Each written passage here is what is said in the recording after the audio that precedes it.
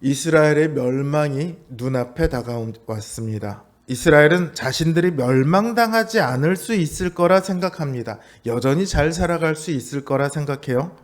그러면서 아수르나 애굽에 조공을 바칩니다. 조공을 바친다는 얘기는 그렇게 하면 자기들이 멸망당하지 않고 지금처럼 살 수 있을 거다. 이런 생각을 하는 거죠. 그들의 착각입니다. 역사를 보았을 때요. 제국이 조공을 받는 것으로 그치는 경우는요. 그 나라를 점령하는 것보다 조공을 받는 게 더 이익일 때 그때 조공만 받고 끝납니다. 그러나 이스라엘에는 그런 것이 하나도 없어요. 이스라엘의 군사력이 강해서 점령하기에 부담스러운 상태도 아니고요. 너무 멀어서 점령하러 오기 힘든 그런 나라도 아닙니다. 그렇다고 조공만 받는 것이 더 이익이 될 만큼의 어떤 매력을 갖고 있지도 않습니다. 지금 제국들이 볼 때 이스라엘은요, 딱 먹기 좋은 떡이에요. 북이스라엘은 지금 자신들의 처지가 어떤지, 아수르가 가진 욕심이 어떤지 제대로 알지 못합니다. 그런데다가 하나님께서 더 이상 그들을 돕지 않겠다고 하셨어요. 그러니까 그들의 멸망은 피할 수 없는 확정된 미래라고 할 수 있죠. 하나님은 그들이 바람을 심고 광풍을 거둘 것이라고 말씀하십니다. 바람을 심는다는 말은요, 그들이 열과 성을 다해 하는 모든 일들이 사실은 다 헛된 거라는 거예요. 마치 바람을 잡으려는 것처럼 헛된 열망들을 가지고 있다는 뜻입니다. 그들이 심은 것, 그들이 얻고자 한 것은 하나도 없을 거예요. 얻지 못할 겁니다. 뿐만 아니라 그들이 이미 가지고 있던 재물과 짐승들, 자기들이 누리고 있는 모든 것들은요, 이방 사람들이 와서 빼앗아 갈 겁니다. 그들의 우상 숭배와 탐욕으로 했던 모든 행동들은 자신들의 쾌락과 즐거움을 위한 것이었지만 그들은 이제 더 이상 즐거울 수 없습니다. 그들은 이 즐거움을 위해 하나님을 버리기까지 했습니다. 그러나 결국 이제는 남 좋은 일만 시키게 되었습니다. 그들에게는 슬픔과 고통의 시간만이 남아있을 뿐입니다. 이것은 하나님과의 언약을 어긴 자들에게 정해진 결말입니다.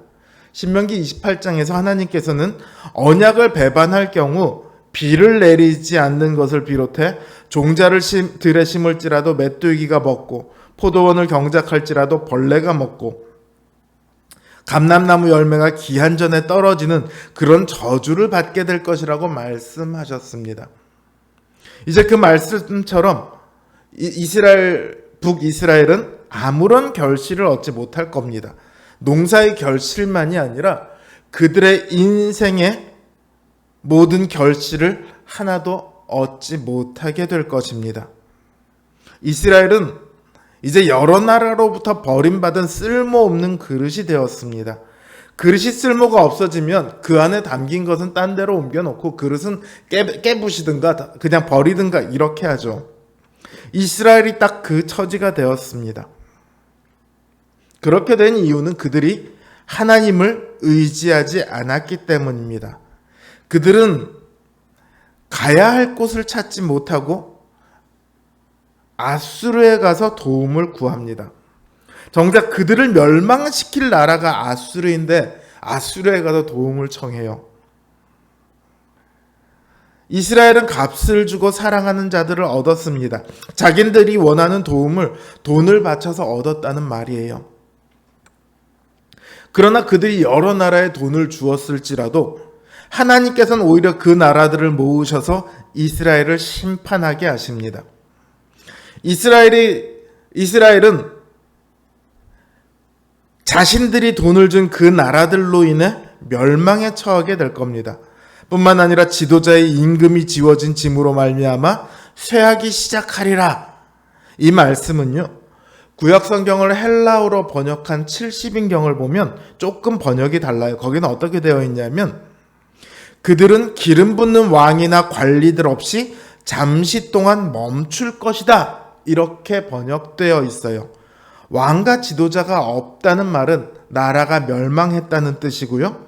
더 나아가 포로가 되는 것을 의미하고 있습니다. 이스라엘은 자신들의 위기를 이겨내기 위해 갖은 수를 쓰며 또 여러 나라에 돈을 주며 도움을 청하기까지 했지만 멸망을 피하기는커녕 포로로 끌려가게 될 겁니다. 왜냐하면 그들이 하나님을 잊었으니까요. 그들은 죄의 용서를 위해서 제단을 많이 만들었습니다. 그러나 오히려 그 제단이 범죄하는 것들이 되었습니다. 하나님께서는 이스라엘 땅에 하나님께 드리는 그 제사를 위한 성전을 예루살렘 딱 한 곳에만 짓도록 하셨어요. 그런데 북이스라엘을 건국한 여로보암 왕이 백성들이 예루살렘에 절기 때마다 내려가는 게 싫거든요. 갔다가 또 안 돌아올까 걱정되기도 하고요. 그러니까 베델과 단에 금송아지 상을 세우고 이것이 하나님이다 이렇게 말을 해요. 그리고 제단을 거기다 짓습니다. 뿐만 아니라 시간이 지나면서 곳곳에 산당을 짓습니다. 그곳에 제단이 생기는 거죠. 이 제단들은 예루살렘 성전을 결코 대체할 수 없습니다. 그들은 사실은 산당을 짓고 여러 곳에 제단을 짓는 것만으로도 하나님 말씀을 어긴 것이기도 하지만요. 시간이 지나면서 이 제단들이 우상 숭배의 용도로 사용이 됩니다. 그들은 우리는 하나님을께 제사하기 위해서 제단을 지었어라고 하지만 사실은 우상을 섬기는 장소가 되어버렸습니다. 그들은 한 제단에서 하나님을 향해 제사하고 바알을 향해 제사하고 다른 신들을 향해 제사를 합니다. 또 그들은 하나님의 율법을 이상한 것으로 여기고 따르지 않았습니다. 하나님의 율법을 이상한 것으로 여기기 위해서는요, 그들의 기본적인 생각이 하나님과 달라야 해요. 그들의 생각과 가치관이 이방 종교에 깊이 물들었기 때문에 하나님의 율법을 이상하게 생각한 거죠. 또한 그들은 하나님을 잊고 왕궁을 세우고 성읍들을 많이 만듭니다. 이것들 역시 하나님께서 금하신 것들이에요. 그들은 하나님을 의지하지 않고 자신들의 힘으로 살아가려 했기에 왕궁을 세우고 성읍들을 많이 만들었습니다. 이처럼 자신을 잊은 이스라엘을 하나님께서는 더 이상 내버려 두지 않으세요. 하나님께서는 그들의 죄악을 용서하시기는커녕 그 죄악을 모두 기억하시고 그들을 벌하십니다. 그들을 애굽으로 보내실 거래요. 애굽으로 보내신다는 말은요, 애굽에 의해 멸망당하고 속국이 될 거다, 단순히 이런 말이 아니에요. 그들을 처음의 상태로 되돌린다는 뜻입니다. 이스라엘의 처음 상태란 출애굽하기 전에 애굽의 노예였잖아요. 그걸 하나님께서 은혜를 부어주셔서 그들을 그곳에서 이끌어내시고 이 가나안 땅을 그들에게 주셔서 나라를 세우도록 하셨는데, 그래서 자유로운 백성이 되도록 하셨죠. 이제 하나님께서 그 은혜를 거두셔서 그들을 원래처럼 만드시겠다는 거예요. 원래 노예의 상태로.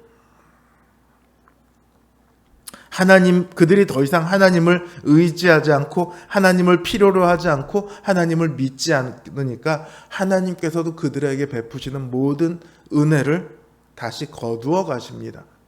그러니까 하나님께서 은혜를 거두어 가신다는 건 지금까지 이렇게 이끌어온 지금의 상황에서 이제 더 이상은 하나님의 은혜가 없어가 아니라요. 지금까지 하나님께서 은혜를 주셨던 그 모든 것들을 다 제하신다는 뜻입니다. 하나님을 떠난 이들의 결말이 이와 같습니다. 아무리 열심을 내더라도 하나님에게서 떠나면 그 인생은 허무한 인생이고 죄를 더하는 것일 뿐입니다.